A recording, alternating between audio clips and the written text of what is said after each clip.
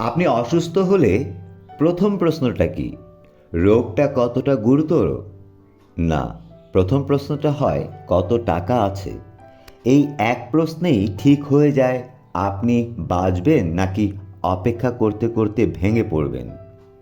সরকারি হাসপাতাল, medical college, এখানে চিকিৎসা প্রায় বিনামূল্যে, কিন্তু মূল্যটা অন্য জায়গায় দিতে হয়। একজন ডাক্তার দেখছেন দিনে 200 থেকে 300 জন রোগী। একজন নার্সের দায়িত্বে 20 থেকে 30 জন রোগী।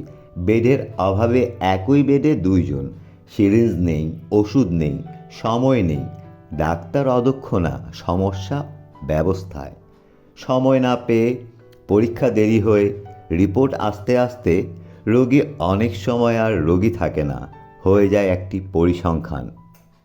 আর প্রাইভেট ক্লিনিক, এখানে এসি রুম, এক রোগী এক বেড, 10 মিনিটের ডাক্তার ভিজিট, আধুনিক মেশিন, কিন্তু প্রবেশ মূল্য, ভর্তি ফি, আইসিইউ চার্জ, টেস্ট প্যাকেজ, ওষুধ কমিশন, অনেক সময় অপ্রয়োজনীয় পরীক্ষা শুধু বিল বাড়ানোর জন্য। ডাক্তার একই মানুষ, শুধু পরিবেশ বদলালে চিকিৎসার আচরণও বদলে যায়। এখন আসি সবচেয়ে ভয়াবহ সত্যে। বাংলাদেশের চিকিৎসা ব্যবস্থা পুরোপুরি টাকার উপর নির্ভরশীল নয়, কিন্তু গুরুতর রোগে ভালো চিকিৎসা পাওয়া প্রায় অসম্ভব যদি টাকা না থাকে। আইসিইউ, ডায়ালাইসিস, ক্যান্সার চিকিৎসা সরকারি ব্যবস্থায় সীমিত, আর প্রাইভেটে অচিন্তনীয় ব্যয়। ফলাফল, দরিদ্র রোগী সময়ের আগেই মারা যায়। এটাকে বলা হয় নীরব হত্যা, সাইলেন্ট ডেথ। কেউ খুন করেনি, ব্যবস্থাই তাকে শেষ করেছে।